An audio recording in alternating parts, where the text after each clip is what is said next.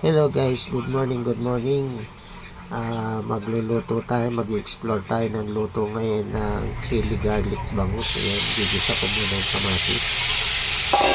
Nakita nyo naman, ginigisa ko si kamatis.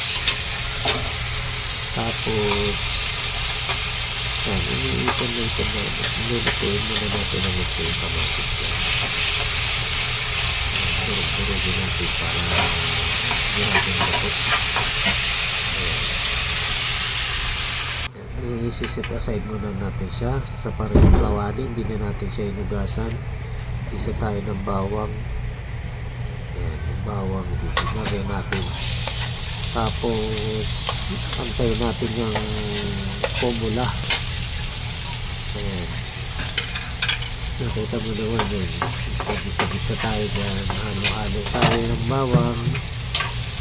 Tapos pagka medyo nag-brown na siya, saka natin siya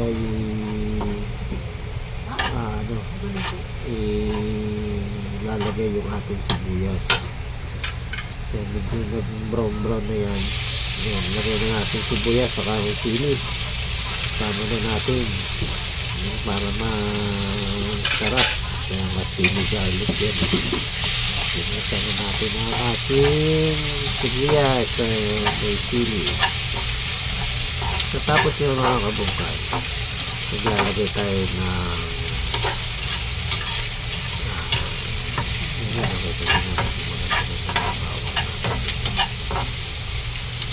tapos ito na, lalagay na tayo ng cubes, pampalasa, pampadagdag ng lasa. Pag natunaw na yung cubes, lagay na tayo ng tubig. Tubig. Pagsahan lang tayo dyan mga kabungkal para sigurado na masarap yung ating gagawin dito.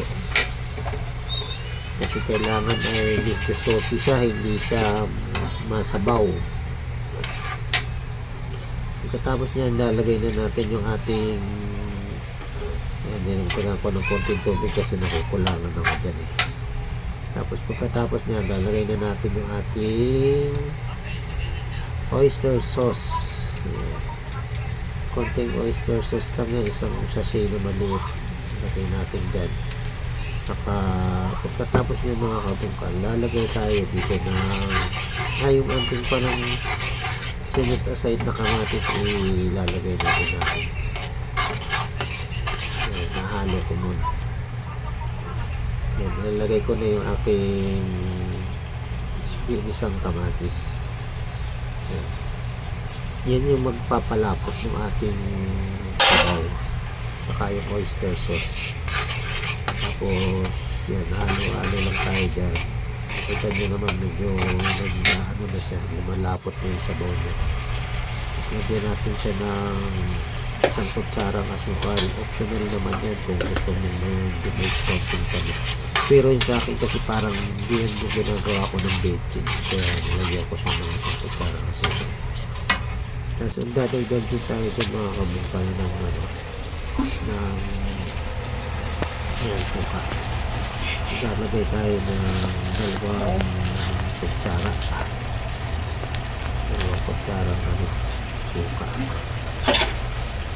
para may pambalanse ng tamis ang asin niya.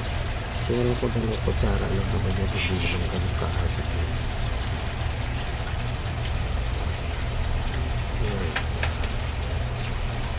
Tapos niya, halo-halo lang tayo ng konti.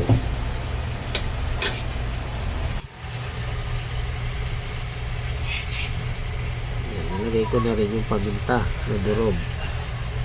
Pamintang durog, lagay na rin tayo dyan. Pamintang durog.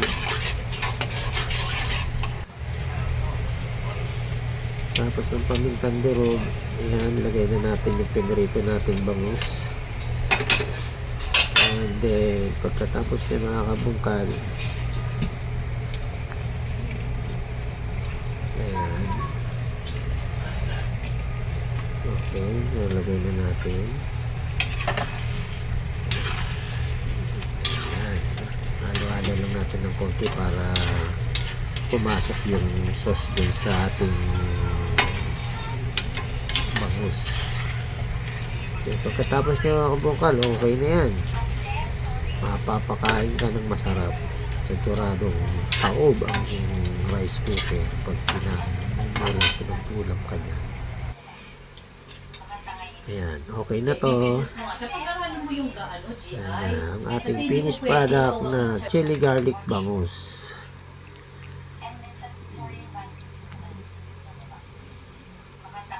Eto na guys. Luto na ang ating Diba? Sarap. Sarap niyan. Ayan na. Daming kanin, no? Ayan, medyo napaso-paso pa ako dyan kasi sobrang init ng kanin. Tapos mainit din yung ulam.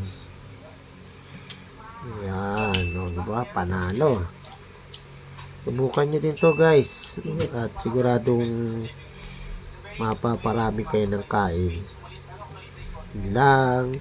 Comment naman kayo kung saan tagal sa lugar kayo para alam ko kung saan lugar nakarating ang aking video na to. Kung nagustuhan nyo, pakipalo na rin. Salamat. Kain tayo. Yan, namamasok-masok pa. Laki ng subo. Thank you for watching mga kabungkal. Adios.